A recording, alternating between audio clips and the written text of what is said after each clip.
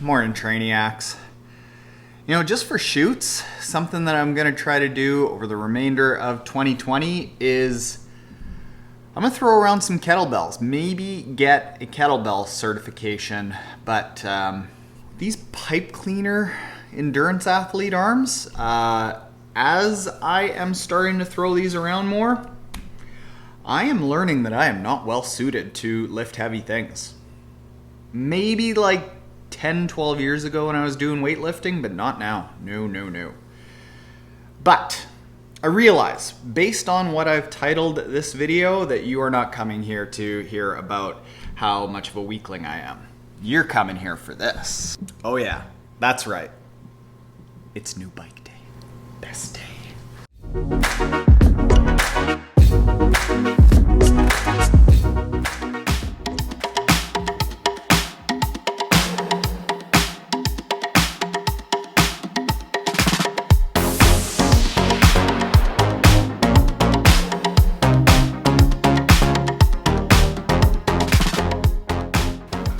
Holy smokes, that was hard. So what that was there are five, they're about 20-minute workouts a week, all with a kettlebell.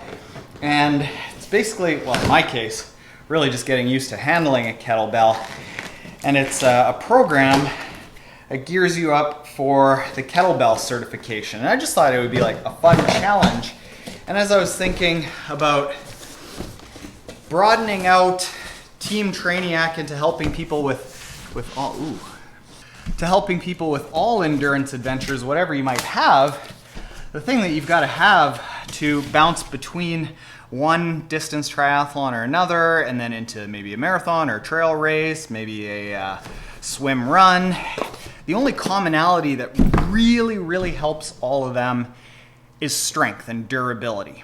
And then I was thinking, well, there's a lot of people that aren't really comfortable getting back into a gym at the moment. So how can we, for as little money as possible, set people up at home to do strength training and give them still a really dynamic workout that scales, that gets harder as you get more talented, that you can add more resistance to, that you can do a full body workout and you don't need thousands of dollars of stuff? I think a kettlebell is it. So first step is to see how it feels. And so far, I can tell you that it does not feel great on these lily white endurance hands that spend a ton of time getting soft and wrinkled and smooth in a pool.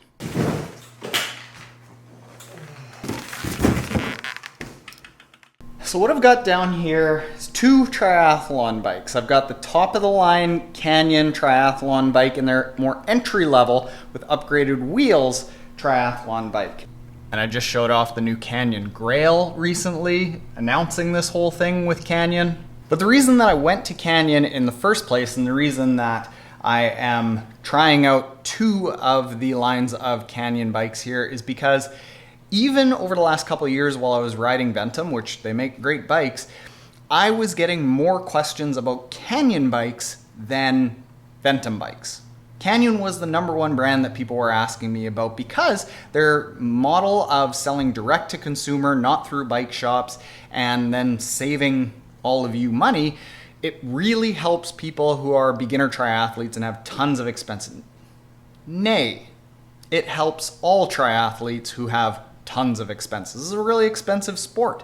And as I traveled around the world and noticed people like Lionel, like Patrick Lange, like Jan Frodeno, like Sarah Crowley, like basically 60% of the field at Challenge Roth, all racing really well on Canyon bikes, it started turning my head about how good a quality a bike you can get with a better price point because of that direct-to-consumer model. So I recognize that the amount of stuff that I get is pretty obnoxious, and we're lucky. I recognize that this is not a scenario that people normally have the privilege of getting. I'm very thankful for all of you for paying attention to this and basically being the reason that this can happen. And what I try to do with all of what we have as a luxury, I try to feature the free stuff in a way that you can learn. So from the standpoint of a total consumer. I don't even know like which exact models these are. Essentially what they said is we're gonna send you an entry-level bike and a high-end bike, and that's it. And I haven't talked to them because I wanna go through the build process and looking at on the surface what's different between the $3,000 to $5,000 bike and the more than $10,000 bike from the consumer perspective. What would you notice and what's the experience in building both? So that depending on your price point, you can maybe decide which one you should be thinking of. Before that happens though, I need to go eat and piece myself together. That kettlebell workout destroyed me. I am no longer built like the Scottish ancestors that I have to toss cabers. Barely toss a stack of paper.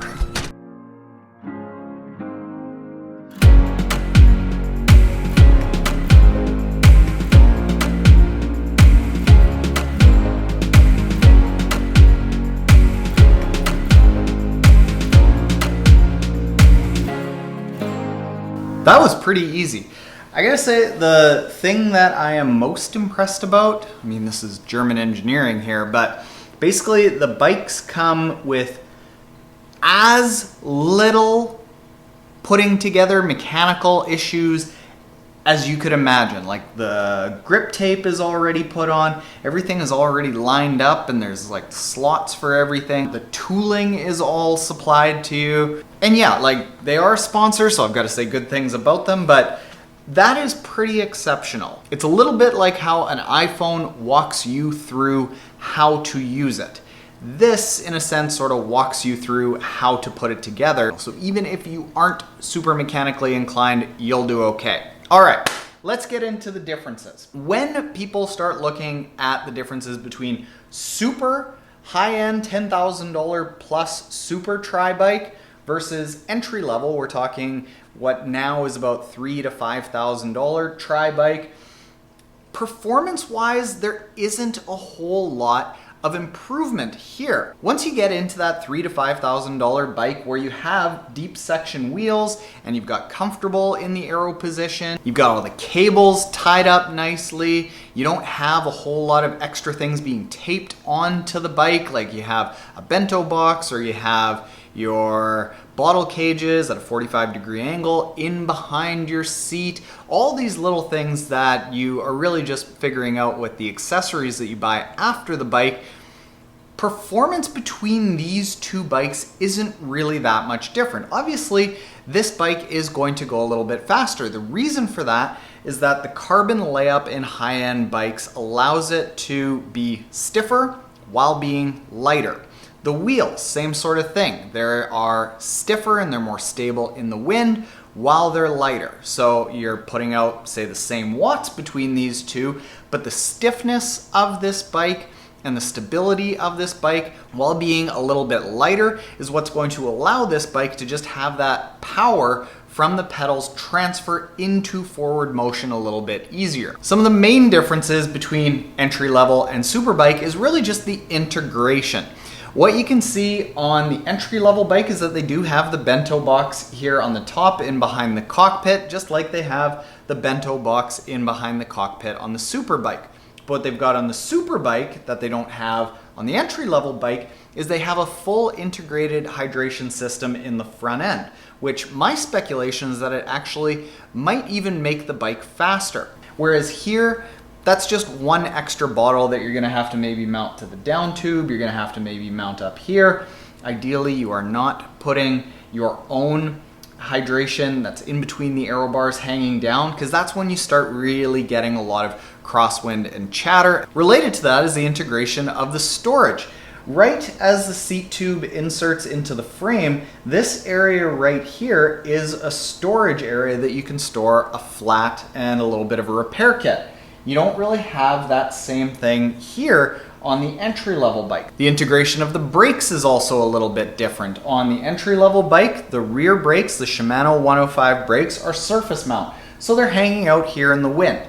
Now, anything that happens in behind your feet isn't really something that is a huge aerodynamic benefit, but if you can clean up this area and tuck the brakes underneath the bike like on the super bike and have it shrouded and completely covered, it's not that there's even like more turbulence here. There's no turbulence. There's nothing for it to even grab and spin up. So it's just going to, again, be more stable and more aerodynamic with the super bike. The saddles on both of these are the same, and in most cases, a lot of people are going to put their own saddles on anyway. Something that I noticed as I was starting to move this around that's a little bit different is the bottom bracket.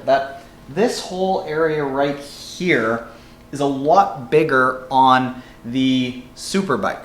Now when you're looking at a bike that is overall lighter, just the bike, not counting all of the accessories and all of the hydration and nutrition that you're gonna have to put on, with more mass, again, that means it's gonna be more stable. Because the bottom bracket is bigger and more structured, the torque that you're putting on the pedals is just going to be absorbed a lot better. So you're gonna transfer more of your power into the actual bike and forward motion. Something that is definitely going to affect the aerodynamics between super bike and entry-level bike is right up here, right at the nose of the bike, getting its teeth into the wind, hitting the wind and breaking the wind, is that the bike brakes here on the front are surface mount, whereas here they're integrated inside the fork. So again, that's going to be a lot less turbulence, and personally I believe, I haven't tried these because it's really starting to get cold outside,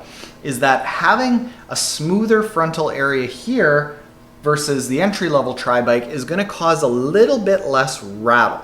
Again, I've said that I really liked the Ventum bike when I was riding it.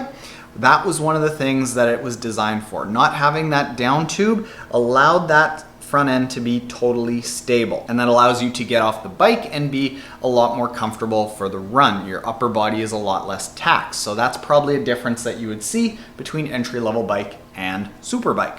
And then here's probably the biggest thing that I would expect to be different as I start customizing these, because it's just the nature of the differences between entry-level tri-bikes and super bikes. And it's what happens up front in the cockpit. And from what I've seen as I start going through all of the boxes that they give you a bunch of spare parts with Canyon, there's much more customization that I can do in the front end of this than in the entry-level bike.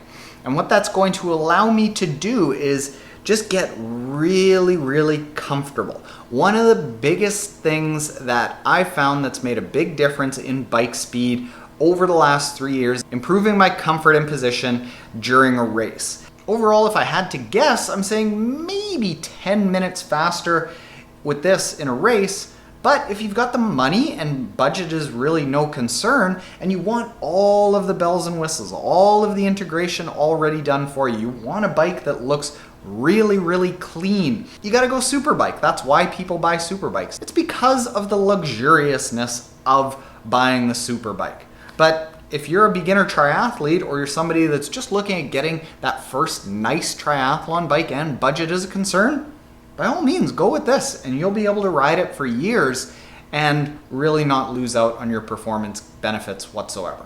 So thanks to Canyon for sending this over. Thanks to all of you for following and allowing me to do things like this, like compare bikes. And thanks for making it to the end of the video. If you aren't yet already subscribed, hit the subscribe button below. Later, Trainiacs.